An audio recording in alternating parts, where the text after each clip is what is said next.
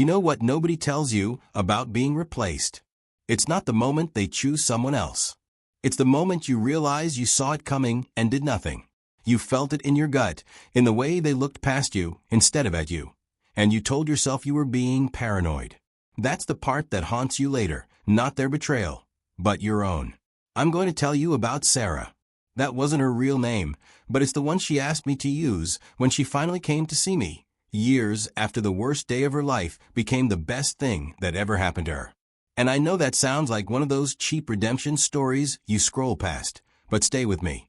Because what Sarah taught me about humiliation, ambition, and the strange mathematics of self-worth changed how I understood what it means to lose everything. She came into my office on a Thursday afternoon in April. I remember because the cherry blossoms were falling outside my window, and she kept staring at them like she was trying to memorize something beautiful before it disappeared. She was 31 then, successful by most standards, worked in marketing for a tech startup, made decent money, had an apartment in the city with her boyfriend of 4 years. His name was Michael. And Michael, she told me in that first session, had just asked her to leave. Not because they'd fought. Not because of infidelity, at least not the kind you could prove. He asked her to leave because someone better had come along. A woman named Victoria Langford. Billionaire heiress. Venture capitalist. The kind of person whose Wikipedia page had its own publicist. Sarah told me she first noticed the shift 6 months earlier, at a networking event Michael had invited her to. He worked in finance, the kind of job where who you know matters more than what you know, and she'd gotten used to being his +1 at these things. Usually he'd introduce her with his hand on her back, that small gesture of belonging. But that night, his hand stayed in his pocket. She noticed Victoria immediately, not because Victoria was beautiful, though she was, but because of the way the room bent toward her. People leaned in when she spoke.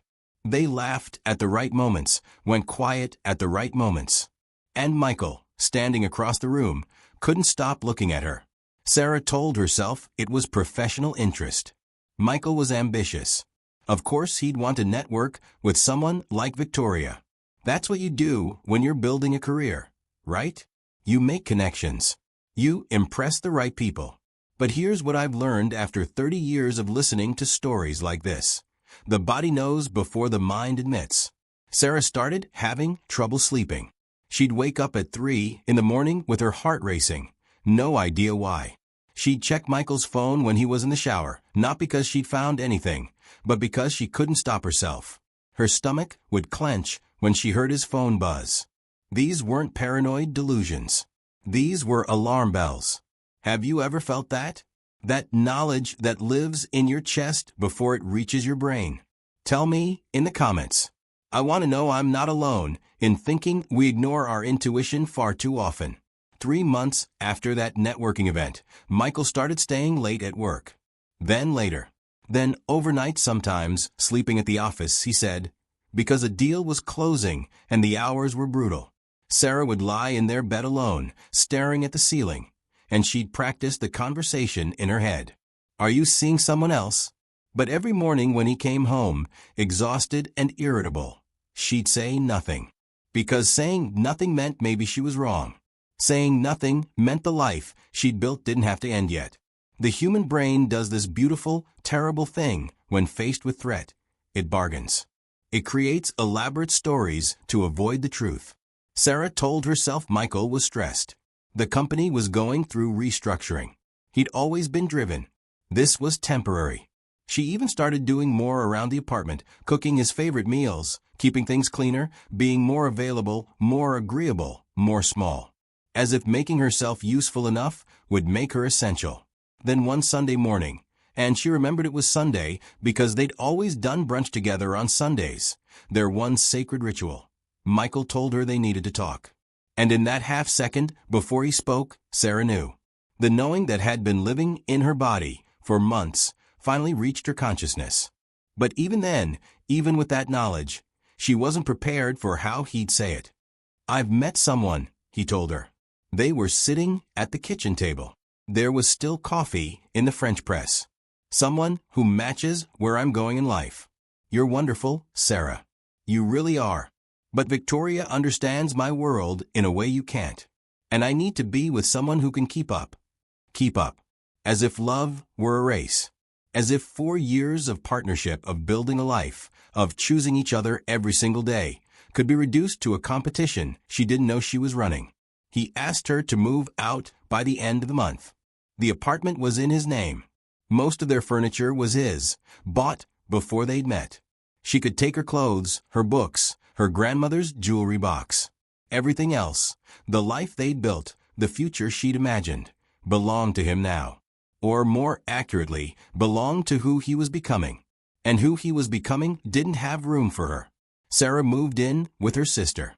A pull-out couch in a one-bedroom apartment in Queens. She was 31 years old, sleeping on her sister's couch, scrolling through apartment listings she couldn't afford, wondering how her life had become so small.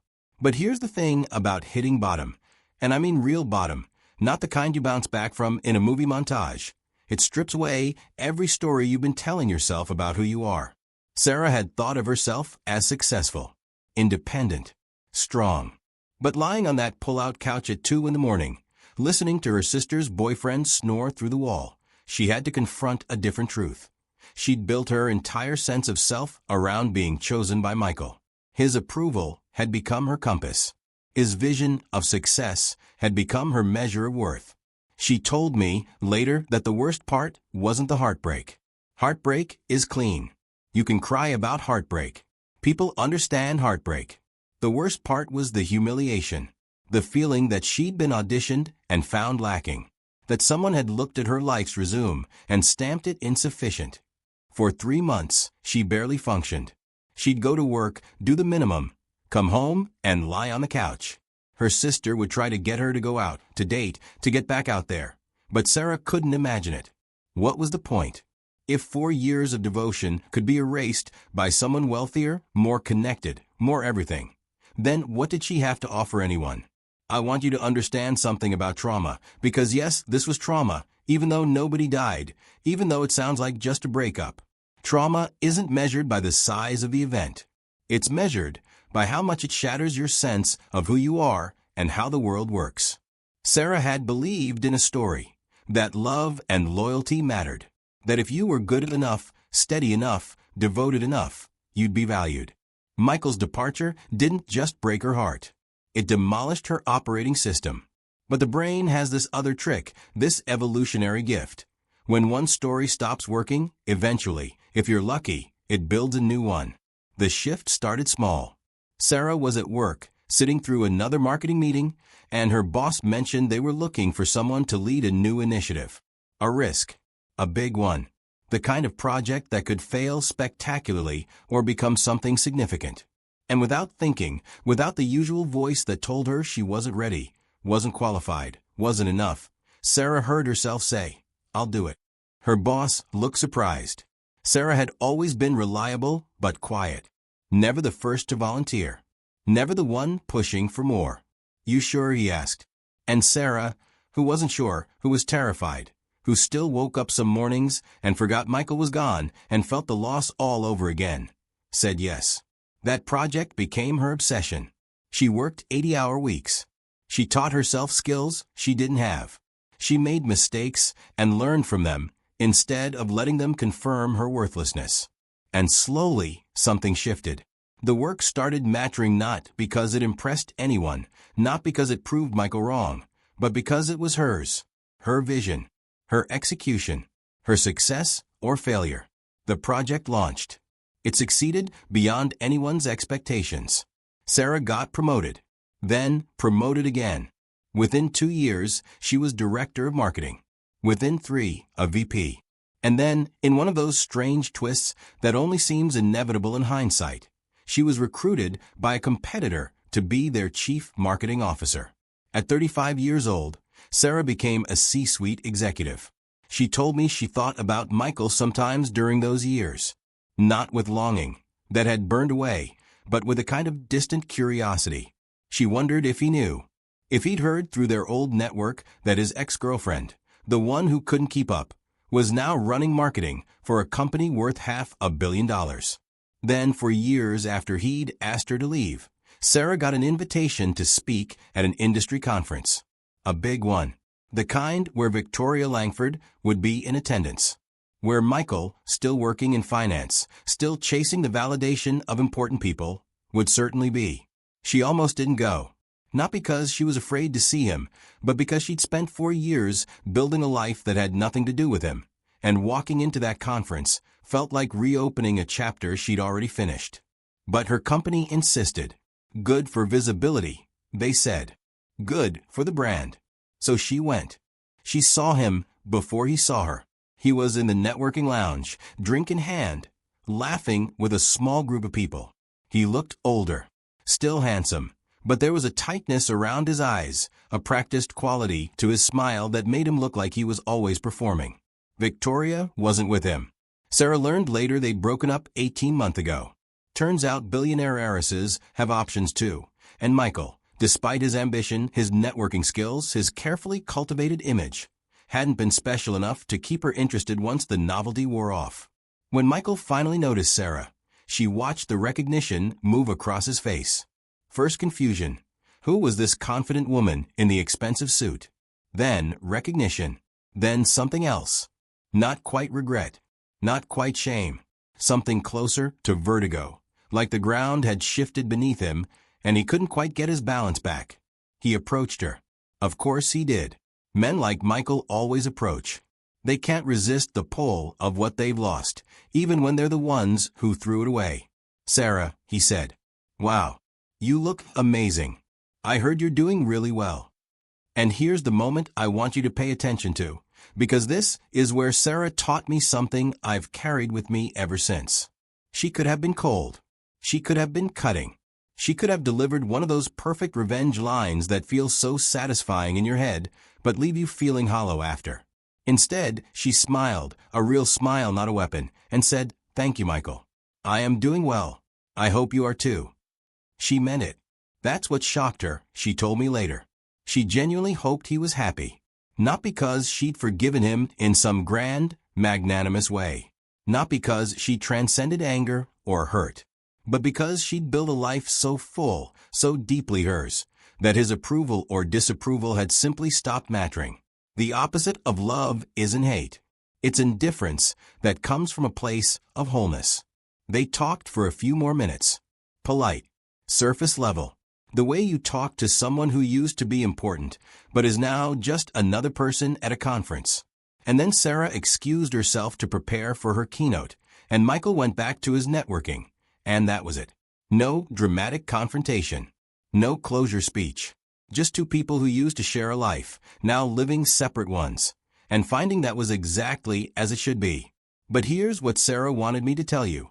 And here's what I've seen proven true in countless stories over 3 decades of practice. The revenge fantasy is a trap. It keeps you tethered to the person who hurt you.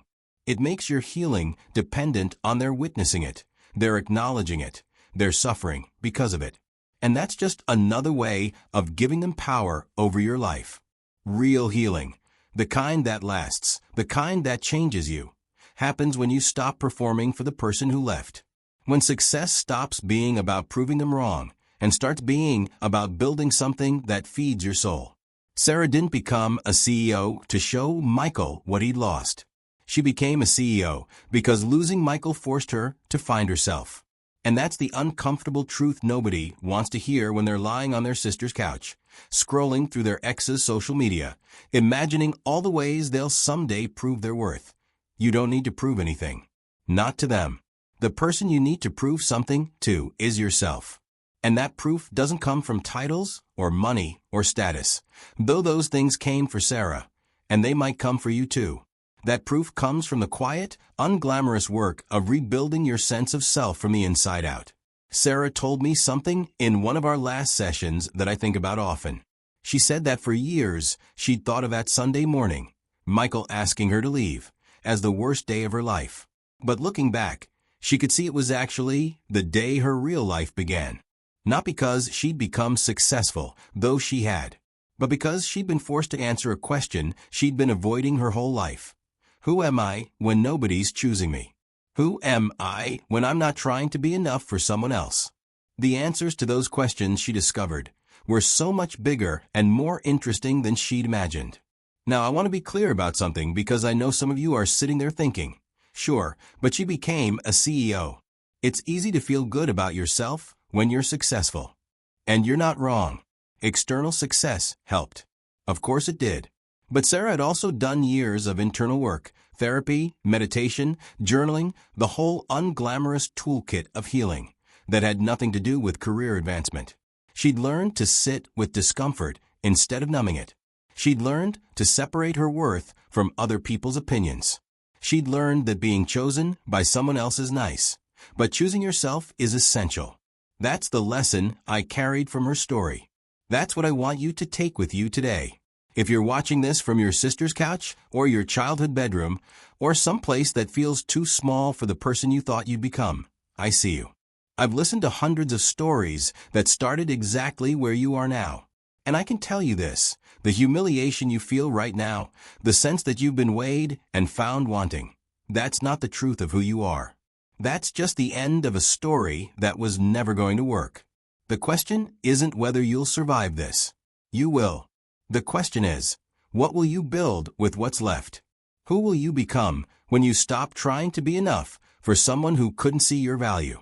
Because that person, the one you're about to discover, is going to surprise you. Tell me in the comments, have you ever been left for someone better? Have you ever felt like you weren't enough? And more importantly, what did you build from those ashes? I want to know your story. I want to know where you're watching from, what time it is where you are, and what moment in your life brought you to this video today. Because here's the final truth, the one I've learned from 3 decades of listening. Your story isn't over. Not even close. Sometimes the people who leave us are just clearing the path for who we're meant to become. And sometimes the best revenge isn't revenge at all. It's building a life so full of purpose and joy and meaning that you forget you ever needed it.